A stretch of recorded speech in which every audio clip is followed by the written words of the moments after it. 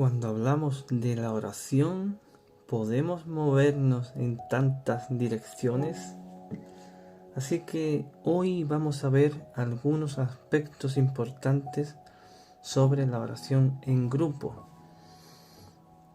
a la cual también se le llama oración conjunta o grupal, oración cooperativa o comunitaria. En la oración en grupo la prioridad es la unidad y Dios es el centro de ese grupo. Todos deben de ir en la misma dirección. La oración es fundamental en la vida de todo cristiano. Sabemos que un vehículo necesita un motor para funcionar.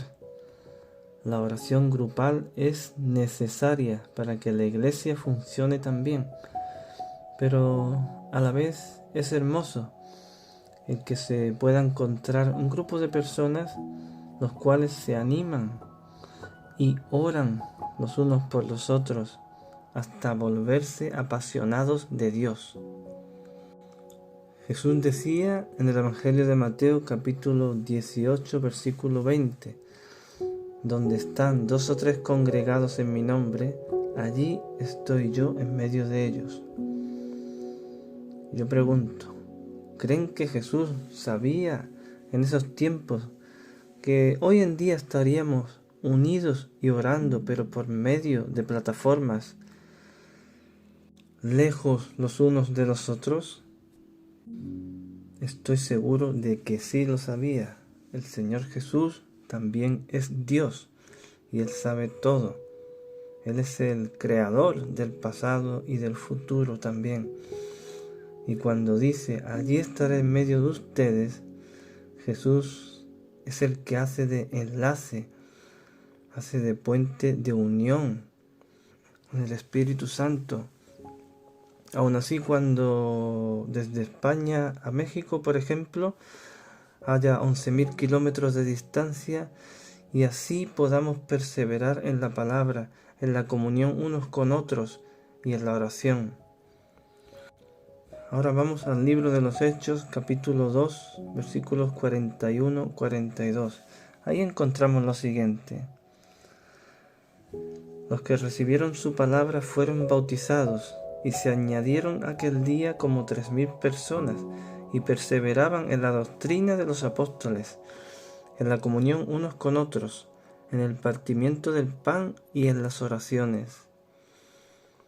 Esto fue después del primer discurso de Pedro, que alzando la voz compartió la palabra y el mensaje de Cristo a la multitud.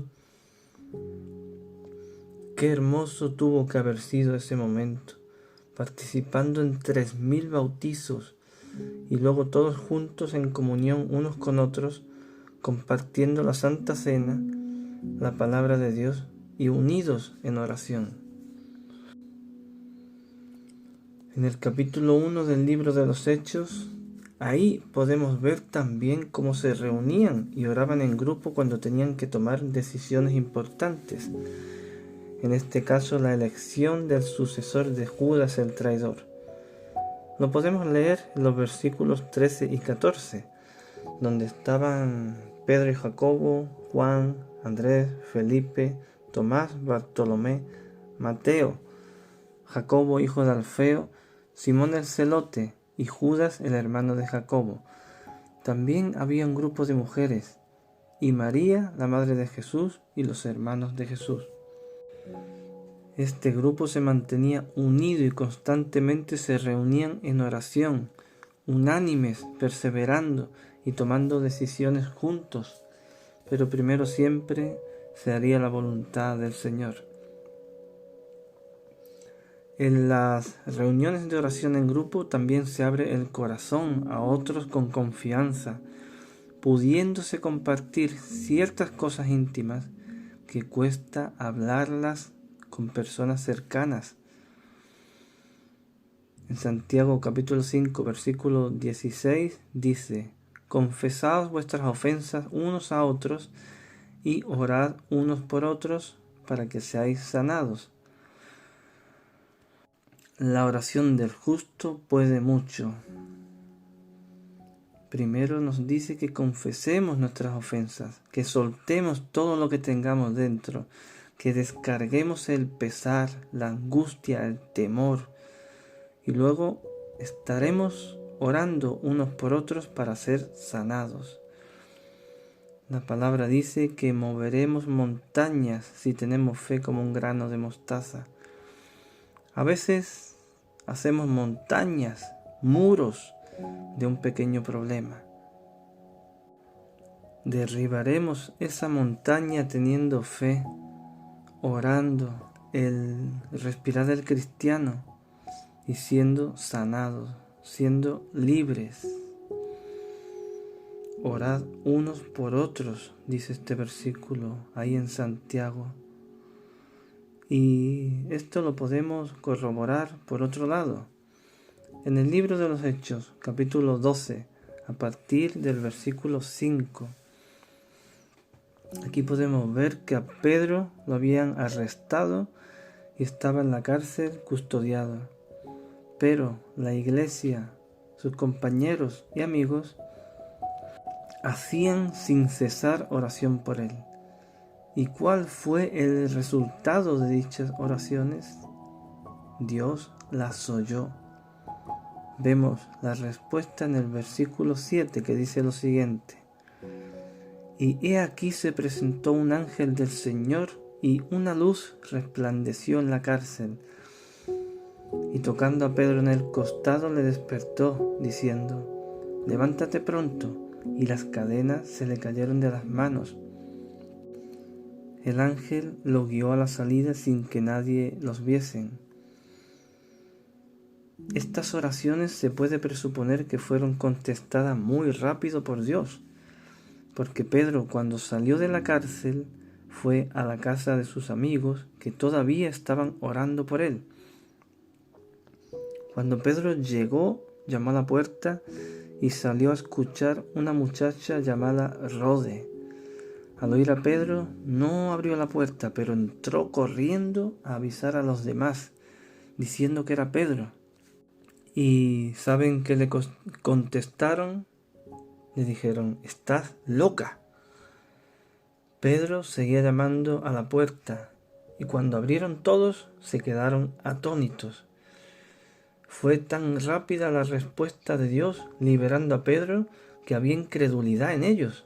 No se lo podían creer. Ya el Señor les dijo poco tiempo antes: bienaventurados los que no vieron y creyeron.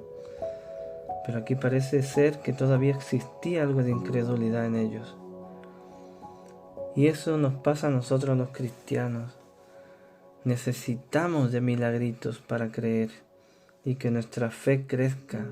Necesitamos ver algo, una sanidad increíble, una conversión imposible. Pero no debería de ser así. Bienaventurados los que no vieron ni creyeron. No necesitamos ver para creer. No importa nuestra condición. No debe de importar el estado de salud o el nivel adquisitivo. Creamos en la obra salvadora, redentora de nuestro Señor Jesús, que dio su vida por nosotros para limpiarnos con su preciosa sangre de todos y cada uno de nuestros pecados, y para que tengamos la certeza de que hay otra vida después, a su lado, al lado de Jesús, en una tierra nueva. ¿Cómo podemos creer sin ver?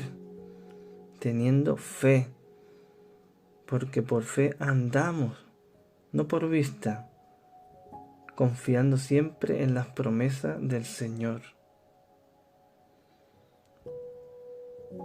La oración del justo puede mucho, así que solo Dios sabe lo que puede ocurrir y las repercusiones positivas que tiene cuando hay más de un justo orando y la presencia del Señor ahí en medio, mostrando toda su gloria donde se está invocando el nombre del Señor Jesús. Esa es la verdadera iglesia. Ese es el verdadero cuerpo de Cristo. ese grupo de hermanos en la fe, orando unánimes y con la certeza y no incredulidad de que Dios obrará conforme a su perfecta y divina voluntad. La oración conjunta también alimenta el espíritu. Si vemos a alguien aislado o alejado por largo tiempo, podría ser un indicio de que tiene algún tipo de problema o enfriamiento espiritual en los caminos del Señor. Aunque no tiene por qué ser así siempre, porque a veces necesitamos estar a solas en su presencia.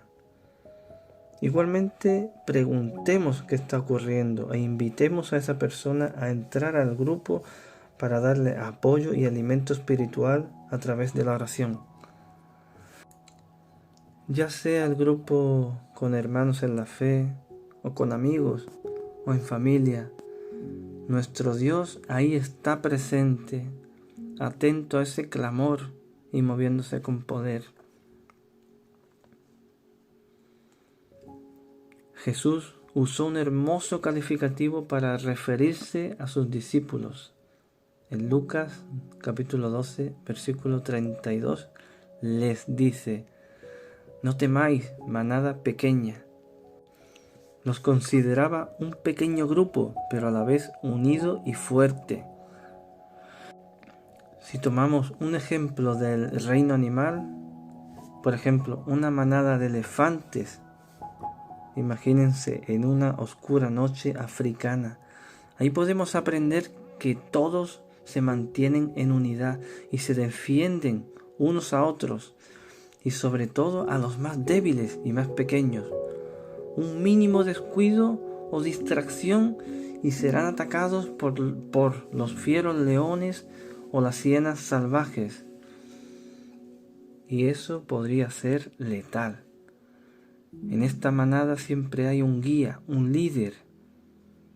Y en este versículo de Lucas 12:32 nos enseña que nuestro centro principal, el líder, el guía, el que nos dice no temáis, yo estoy con vosotros, el maestro, ese es Cristo.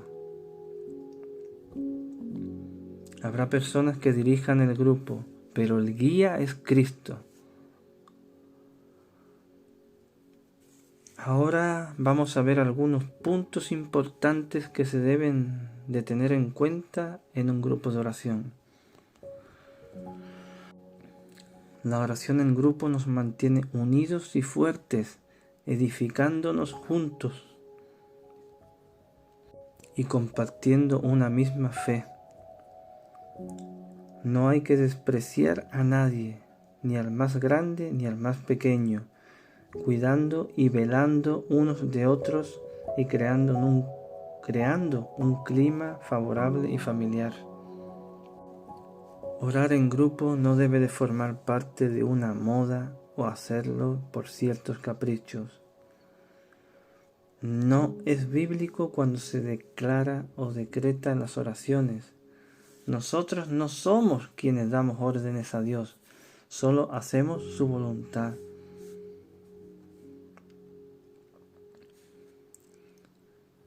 Es importante que cada palabra de la oración sea dirigida para que la oiga Dios y agradarlo a Él, y no querer agradar a los otros oyentes, olvidándonos de Dios y de que Él es el que hace la obra si Él quiere y cuando Él quiere. El protagonismo no es nuestro, sino siempre de Dios. En el Evangelio de Juan capítulo 19 versículos 10 y 11, Pilatos decía a Jesús: ¿no sabes que tengo autoridad para crucificarte y que tengo autoridad para soltarte? Respondió Jesús: ninguna autoridad tendrías contra mí si no te la fuese dado de arriba. Por lo tanto, nosotros al orar no tenemos autoridad ninguna y mucho menos ningún tipo de poder. Es Dios el que hace y deshace. en sus tiempos que son perfectos.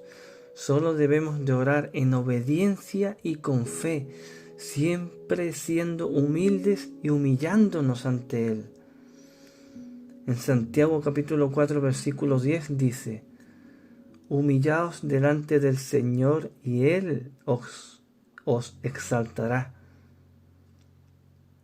Nuestras oraciones serán verdaderas. Siendo así, el Señor se mantendrá cerca de nosotros. El Salmo 145, versículo 18 dice: cercano está Jehová a todos los que le invocan, a todos los que le invocan de veras. Nunca olvidemos ser agradecidos en nuestras oraciones. No debe de faltar el agradecimiento. Y ahí en Filipenses capítulo 4 versículo 6 dice: por nada estéis afanosos, sino sean conocidas vuestras peticiones delante de Dios en toda oración y ruego con acción de gracias. Algo que no debe de faltar tampoco es la confianza, con tranquilidad, sin temor. Nuestro Padre está ahí siempre con los brazos abiertos. En Hebreos capítulo 4 versículo 16 dice: acerquémonos pues confiadamente al trono de la gracia. Por lo tanto, estos puntos nos llevan a que los grupos de oración no deben de convertirse meramente en una ocasión para recitar una larga lista de peticiones. Lo más importante es el deseo de entrar en una comunión consciente, íntima y perfecta junto a Dios, con Él y para Él. Tampoco es bueno estar largas horas en grupos de oración, y les explico por qué, para que nadie se ofenda. Podemos aplicar algo que dijo Jesús en el Evangelio de Mateo, capítulo 23, versículo 23. Jesús dijo lo siguiente: esto era necesario hacer, sin dejar de hacer aquello. Si adaptamos estas palabras de Jesús a los grupos de oración, ahí nos estaría diciendo: es necesario orar, pero no dejes de evangelizar, no dejes de ayudar al necesitado, no dejes de sanar a las personas, no dejes de hacer liberaciones. Es necesario, sí, pero no dejemos de hacer lo otro. A veces tenemos delante una necesidad de una persona que requiere de unas monedas, y en vez de dárselas, les decimos: voy a orar por ti. ¿Entienden? ¿Entienden lo que les quiero decir? Nosotros fuimos salvos por gracia, pero fuimos salvos para buenas obras. Es importante el actuar, el hacer algo a su debido momento. Jesús nos dirá el día del juicio: tuve hambre y no me disteis de comer, tuve sed y no me disteis de beber, fui forastero y no me recogisteis, estuve desnudo y no me cubristeis, enfermo y en la cárcel y no me visitasteis. Y nosotros diremos: ¿cuándo hicimos eso, Señor? Y Él responderá: lo que no hicisteis a uno de estos más pequeños, tampoco a mí lo hicisteis, e iréis al castigo eterno. Eso nos dirá Jesús. La palabra también dice, por otro lado, que hay que dar, pero no de lo que nos sobra, sino de lo que no tenemos. Cuando uno se pasa todo el día en grupos de oración, pero no hace lo otro, eso es omisión. Eso también es malo a los ojos de Dios. Todos estos aspectos son necesarios mencionar, tanto los buenos como los no tan buenos. para que el grupo de oración no se convierta en un simple club social. Y para concluir, se podría decir que la oración en grupo se convierte en una cooperación con Dios para que se cumpla su propósito o su voluntad, y nunca para tratar de darle órdenes y querer que se cumplan nuestros propios y egoístas deseos. Pacientemente esperé a Jehová, y se inclinó a mí y oyó mi clamor. Salmo 40, versículo 1. No olvidemos que Él sabe todo lo que necesitamos antes de pedirlo. Mateo capítulo 6, versículo 8. Por lo cual, animaos unos a otros y edificaos unos a otros, así como lo hacéis. Primera de Tesalonicenses capítulo 4, versículo 11. Para poder estimularnos al amor y a las buenas obras. Hebreos capítulo 10, versículo 24. Amén. Oren en todo tiempo, dice la palabra de Dios, pero no dejen de hacer lo otro. Amén. Que Dios los bendiga. Y muchas gracias. Dios los bendiga. Amén.